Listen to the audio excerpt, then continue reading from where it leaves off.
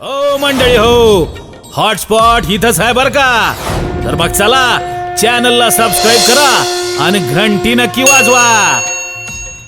श्राद्ध विधी हा हिंदू धर्म संस्कृतीमध्ये फार महत्त्वाचा आहे. वर्ष श्राद्ध झाल्याशिवाय जीवाला पुनर्जन्म घेण्याची परवानगी भेटत नाही. जोपर्यंत श्राद्ध विधी होत नाही तोपर्यंत पुनर्जन्माला परमिशन नाही. श्राद्ध विधी होणं म्हणजे काय सज्जन हो, त्या जीवात्म्याचं त्या पहिल्या परिवाराशी जे असलेलं कनेक्शन आहे, जे असलेले संबंध आहे, जे असलेले ऋणानुबंध आहे, जी अटॅचमेंट आहे, जे ममत्व आहे, जो लगाव आहे, ते सगळ्या प्रकारे संपून टाकण्याचं काम या वर्ष श्राद्धाच्या निमित्ताने केलं जातं. आणि त्या जीवात्म्याचे आपल्या परिवाराशी असलेले ते संबंध पूर्णपणे समाप्त करून त्या जीवात्म्याला पुनर्जन्म घेण्यासाठी पूर्णपणे परवानगी देण्याचं काम आजच्या दिवशी केलं जातं, म्हणजे वर्ष श्राद्धाच्या दिवशी. तसं हिंदू धर्मामध्ये 16 संस्कार आहेत. त्या 16 संस्कारातला शेवटचा संस्कार आहे वर्ष श्राद्ध. आणि तो श्राद्ध विधी आज अत्यंत आनंदमय वातावरणामध्ये या परिवाराच्या वतीनं केला जातोय. आपल्या पित्याच्या, आपल्या वडिलांच्या पावन स्मृतीला अभिवादन करण्यासाठी हा सुंदर कीर्तनी 3 कीर्तनाचा सुंदर सोहळा त्यांनी आयोजित केलेला आहे. काही माणसं म्हणतील, महाराज मग याच्यासाठी 3 कीर्तन कशाला लागतात, एखादं कीर्तन जमत नाही का? मग ते एखादं कीर्तन तरी कशाला पाहिजे, काय काय असं बी डोकं लावतील. त्याचं कारण असं आहे सज्जन हो, बघा, जो जीवात्मा गेलेला असतो त्याला आता पुढचा जन्म घ्यायचा आहे. त्याला दुसरा जन्म घेण्यासाठी तो चांगल्या ठिकाणी त्याला जन्म मिळावा, चांगल्या घरी जन्म मिळावा, सात्विक घरी जन्म मिळावा, भगवंताच्या चरणाची सेवा त्याच्या जीवनात पुढच्या आयुष्यामध्येही घडावी, यासाठी सज्जन हो, त्या जीवात्म्याच्या जीवनामध्ये जर काही पुण्य लाभ कमी पडत असेल तर ते पुण्य त्यांना प्राप्त व्हावं, त्यांना मिळावं, यासाठी त्या व्यक्तीच्या नावानं असा हा सत्संग आणि परमार्थ करायचा असतो. बघा, आता याच्यात पुन्हा काही डोकं लावतील माणसं, म्हणतील महाराज माणूस तर निघून गेला, वर्ष झालं, मग वर्षानंतर जर त्या माणसाच्या नावानं पुण्यकर्म केलं तर ते पुण्यकर्म त्याचं फळ त्या माणसापर्यंत जाईल का? असंही काही डोकं लावतात सज्जन हो. का नाही जाणार सज्जन हो? ते पुण्यकर्म हो त्या जीवाला शोधत जातं. ज्याप्रमाणे हजारो गायीचा कळप जरी असला तरी त्या हजारो गायीच्या कळपामध्ये ते वासरू तिचं सोडलं की त्या हजारो गायींना बाजूला सारून ते बरोबर जसं आपल्या आईच्याच कासेमध्ये जातं ना, तसं ते कर्म माणसाचं सज्जन हो त्या जीवापर्यंत जाऊन पोहोचत असतं. मग त्याच्यासाठी ते चांगलं कर्म करा किंवा वाईट कर्म करा. चांगलं कर्म केलं तरी त्याच्यापर्यंत ते पोहोचणारच आहे आणि वाईट कर्म केलं तरी पोहोचणारच आहे. काल परवा अक्षय तृतीया झाली. अक्षय तृतीयेच्या दिवशी सगळ्यांनी आपल्या आपल्या वाडवडिलांना जेवू घातलं. मस्त आपण सगळ्यांनी स्वयंपाक बनवला, घरी भोजन तयार केलं. भोजन केल्यानंतर त्याचाच निमित्त म्हणून एक पितर म्हणून त्या पितरांचं नियुक्ती आपण केली. आणि मग काय केलं, त्या सगळ्या पितरांना आपण जेवायला बोलवतो. जेवायला बोलून ते सगळेजण आले, पंक्ती धरल्या, जेवले आणि पुन्हा हात धुवून वापस गेले. अक्षय तृतीयेच्या दिवशी आपण बोलवलं ना, सगळ्यांनी जेवू घातलं ना. बाबा तुम्ही घातलं का नाही? हा घातला. पण सगळ्यांनी जेवू घातलं. ते पितर जेवले पण आपल्याला दिसले का? ते नाही दिसले. पण जेवून गेले नाही का असं म्हणता येणार नाही. त्यांच्यापर्यंत आपण बनवलेलं भोजन पोहोचलं नाही असं म्हणता येणार नाही. ज्या वेळेला सज्जन आपण त्या पितराच्या दिवशी पितर म्हणून नियुक्त करतो, त्याच्या समोर आपण बनवलेलं जे भोजन असतं ते सगळं भोजन तिथं नैवेद्य तयार करतो. त्याच्यासमोर एका प्लेटमध्ये विस्तू ठेवतो. त्या विस्तवावर तुपाची धार टाकल्या जाते. सगळं पाणी त्याच्या समोर अवतीभोवती फिरवल्या जातं आणि त्या पितरांना म्हणून ते समर्पित केलं जातं. तुपाची धार त्या अग्नीवर टाकली की त्या तुपाचा धूर आकाशात जातो. आपल्या सगळ्यांची भावना अशी आहे, कारण आपण सगळे भावनेच्या जगात जगणारी माणसं आहोत. आपल्या सगळ्यांची भावना अशी असते की त्या तुपावर जी विस्तवावर जी धार टाकलेली असते त्याचा धूर जो आकाशात जातो, त्या धुराने ते भोजन त्या पितरापर्यंत पोहोचते. आता मला सांगा, जर ते भोजन धुराने त्या पितरापर्यंत पोहोचत असेल मायबाप, तर मला सांगा त्या व्यक्तीच्या नावानं केल्या जाणारं पुण्यकर्म त्याचं फळ त्या व्यक्तीपर्यंत का पोहोचणार नाही? म्हणून ते केलंच पाहिजे. 1 वर्ष नाही, दरवर्षी पुण्यस्मरण सोहळा, त्या पुण्य आत्म्याच्या पुण्याचा स्मरणाचा सोहळा दरवर्षी केला पाहिजे. काल परवा मी एक कीर्तन करून आलो पुणे जिल्ह्यामध्ये. तर ते कीर्तन होतं सज्जन हो तपपूर्ती सोहळ्याचं. माणसं जिवंतपणे तपपूर्ती सोहळा करतात.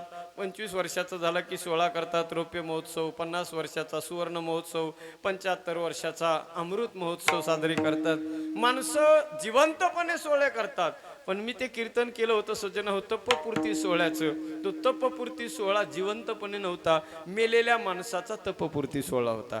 म्हणजे याचा अर्थ असा आहे, मरणोत्तर तपपूर्ती सोहळा. म्हणजे किती प्रेम असेल हो. मरणोत्तर तपपूर्ती सोहळा. मेल्यानंतर 12वं वर्ष होतं पुण्यतिथीला. पहिल्या वर्षी जेवढी आनंदाने, जेवढं सुंदर पद्धतीने तो पुण्यतिथीचा सोहळा साजरा केला जातो, त्याच्यात तिळभर सुद्धा बदल नव्हता. तितकाच थाटामाटामध्ये पुण्यतिथीचा सोहळा केला जायचा. का नाही करावं सज्जन हो? ज्या मायबापांनी, ज्या वाडवडिलांनी आपल्यासाठी एवढं सगळं केलेलं असतं, हाडाची काढ रक्ताचे पाणी केलेलं असतं सज्जन हो, दिवस रात्र एक करून आपल्या स्वतःच्या पोटाला चिमटे घेऊन ज्या माय बापांनी आपल्यासाठी सगळं कमवून ठेवलेलं असतं सज्जन हो, का त्यांचा जीव? कारण आपण जे जगतो ना सज्जन हो, जे अन्न आपण खातो ना, जे अन्न आपण खातो, ज्या घरामध्ये आपण राहतो, त्याचा आनंद जो आपण घेतो ना सज्जन हो, त्या आनंदामध्ये त्यांच्या घामाचा सुद्धा हिस्सा आहे, लक्षात ठेवलं पाहिजे. त्या अन्नामध्ये आपल्या वाडवडिलांनी जो घाम आपल्या त्यांच्या शेतात गाळलेला असतो, त्या घामाचा, त्यांच्या रक्ताचा सुद्धा एक थेंब त्यांच्यामध्ये आहे, हे लक्षात ठेवलं पाहिजे. म्हणून आपण त्यांच्या प्रति कृतज्ञ भावच ठेवला पाहिजे. आणि तो का ठेवायचा? त्या पितरांविषयी, गेलेल्या मृतात्म्यांविषयी तो भाव आदराचा का ठेवायचा? जसं सज्जन हो, माणसाला, प्रत्येक माणसाला, जिवंत माणसाच्या आशीर्वादाची गरज असते ना, तसं मेलेल्या माणसांच्या आशीर्वादाची सुद्धा गरज प्रत्येकाला आहे. जर त्यांच्या आशीर्वादाची गरज नसती आपल्याला सज्जन होता, आपण आनंदानं जीवन जगू शकत नाही. अर्जुन ह्याच गोष्टीला घाबरत होता. अर्जुन देवाला म्हणायचा, देवा, पतंती पितरो हे श्याम लुप्त पिंडोदक क्रिया. अर्जुनाला कृष्ण भगवान म्हणायचा, अरे अर्जुना, मार, तू यांना मार. अर्जुनानं म्हणावं, अरे देवा, कसं मारू यांना? या सगळ्या कौरवांना जर मी मारलं तर हे सगळे मरतील, आणि हे मेल्यानंतर यांच्या पत्न्या विधवा होतील, आणि विधवा झाल्यानंतर या विधवा पत्न्या, त्यांच्यापासून वर्णसंकर निर्माण होईल. वर्णसंकर निर्माण झाला की त्याचा परिणाम काय होईल? पतंती पितरो हे श्याम लुप्त पिंडो दक क्रिया. दोषे रेतही कुलज्ञानम कुल वर्णसंकरकारकही उत्साद्यन्ते जाती धर्मा कुल धर्माश्च शाश्वतः. अर्जुन याच गोष्टीला घाबरत होता. देवा, जर ते पितर माझे त्यांचं पतन झालं तर ते आम्हाला आशीर्वाद नाही देणार. कारण ते पितरांचं पतन झाल्यानंतर आज जे पितर देवाच्या चरणाजवळ राहतात, स्वर्गामध्ये आनंदानं जीवन जगतात, त्या पितरांचं पतन झालं तर ते नरकाला जातील. आणि नरकाला ते पितर जर माझ्यामुळे गेले तर ते का आशीर्वाद देतील का? आशीर्वाद नाही, उलट मला ते शाप देतील. म्हणून त्या पितरांचा शाप न घेता आशीर्वाद घेतला पाहिजे. यासाठी सज्जन हो, गेलेल्या मृतात्म्यांच्यासाठी म्हणून असे सुंदर सोहळे आपणही केलेच पाहिजे. एकदा नाही, दरवर्षी केले पाहिजे. आपण त्यांच्या कर्तव्यातून मुक्त व्हायचं नाही. काही काही माणसं सज्जन हो करतं, कधी एकदाचा दावा होऊन जातो आणि कधी वर्षश्राद्ध होऊन जातो, आणि कधी एकदाचा घरात फोटो अडकून मोकळा होतो. पुन्हा त्या फोटोला गंज का लागाना आणि धूळ का लागाना? खरं आहे ना सज्जन हो? मग पुन्हा वर्षातून एकदाच काढायचा प्रत्येक पुण्यतिथीला, असं नाही. त्या व्यक्तीची सज्जन हो, त्या माय बापांची, त्या माता पित्यांची आठवण आपल्या हृदयामध्ये कायम असली पाहिजे. आणि या आठवणीचं प्रतीक म्हणून शिवाजीराव पवार यांनी हा सुंदर सोहळा आयोजित केलेला आहे. आणि या सोहळ्यासाठी म्हणून अभंग जगद्गुरु तुकोबा यांचा सादर केला आहे. विठ्ठला विठ्ठला.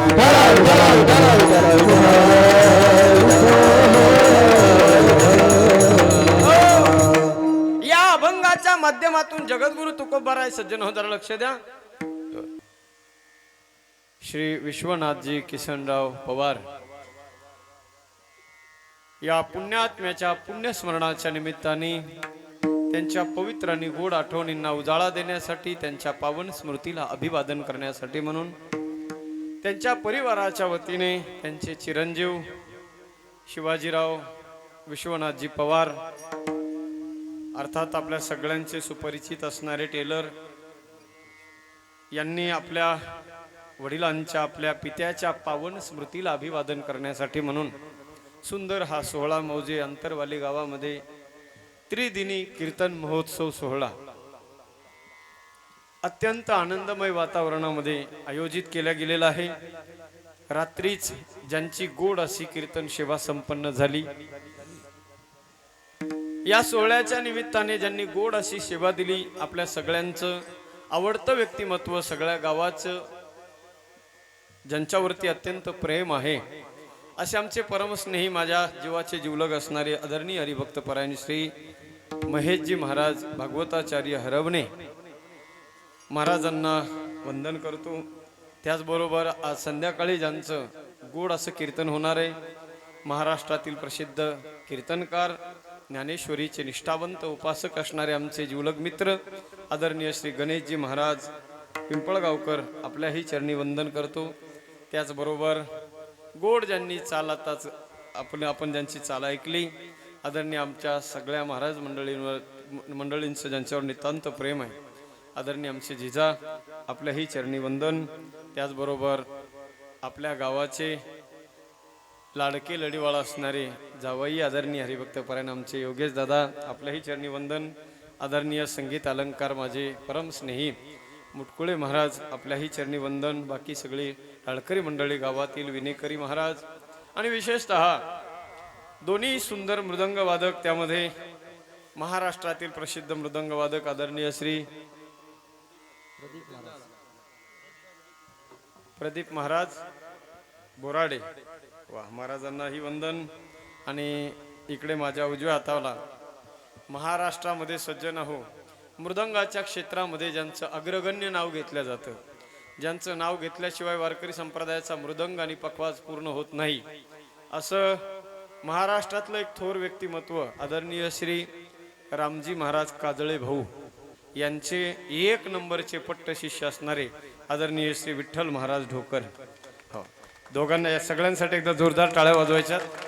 आणि विशेषतः या पवार परिवारांवरती, विशेषतः टेलरवर ज्यांचं नितांत प्रेम आहे, त्यामध्ये अनेक महाराज मंडळी रात्री सुद्धा येऊन गेले, आताही काही आलेले आहेत आणि संध्याकाळी सुद्धा येणारच आहेत. असे त्यापैकीच असणारे महाराष्ट्रातील प्रसिद्ध कीर्तनकार, आमचे परमस्नेही परम आदरणीय, ज्यांचा एक दिवसही कीर्तनाशिवाय नसतो, असे आमचे आदरणीय हरिभक्त परायण श्री रामायणाचार्य सोमनाथजी महाराज कराळे, महाराजांनाही वंदन. आणि अत्यंत सुंदर साऊंड सिस्टम आणि आपल्या परिसरातील उत्कृष्ट मृदंग वादक, कुठे गेले कोण आहेत का, आदरणीय हरिभक्त परायण श्री मृदंग सम्राट, आमचे जीवाचे जीवलग असणारे अंकुशजी महाराज काळे, आपल्यालाही वंदन करतो. आमचे दोन्ही यूट्यूबवाले चॅनलवाले, तुम्हालाही वंदन. आपण सगळे श्रोते सज्जन, भक्तिमाती माता, सगळ्यांच्या चरणी विनम्र भावे वंदन करतो. गोड अशी साऊंड सिस्टम, माऊली, मंडप, अंतरवाली, आपल्यालाही वंदन. आणि सगळ्यांना पुनश्च एकदा मनोभावे भक्तिमती माता आणि भक्त बांधवांना वंदन करून कीर्तन सेवेकडे वळूयात. विठ्ठला विठ्ठला.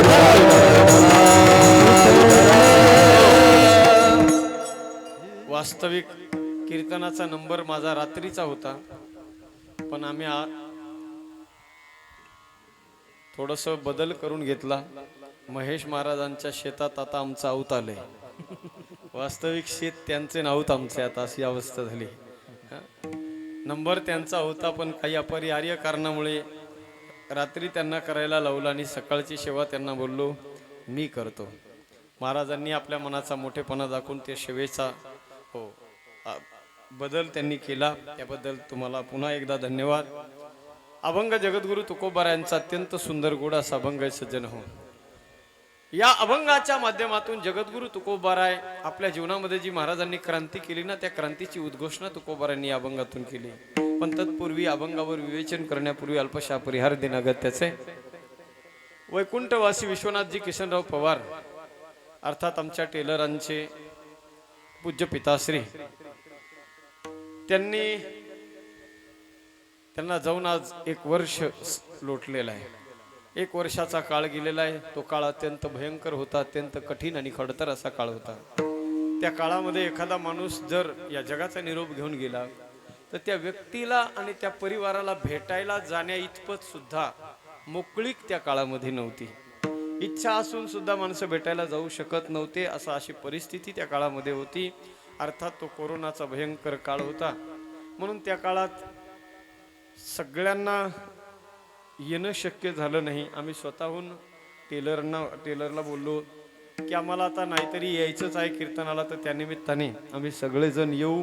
आणि त्यानिमित्ताने आदरणीय विश्वनाथजी अर्थात टेलर यांचे पूज्य पिताश्री यांना आदरांजली या कीर्तनाच्या माध्यमातून समर्पित केल्या जाईल. आज 1 वर्षाचा काळ निघून गेलाय सज्जन हो, आज त्यांचं वर्ष श्राद्ध आहे. हो मंडळी हो, हॉटस्पॉट इथंच आहे बर का. तर मग चला चॅनलला सबस्क्राईब करा आणि घंटी नक्की वाजवा.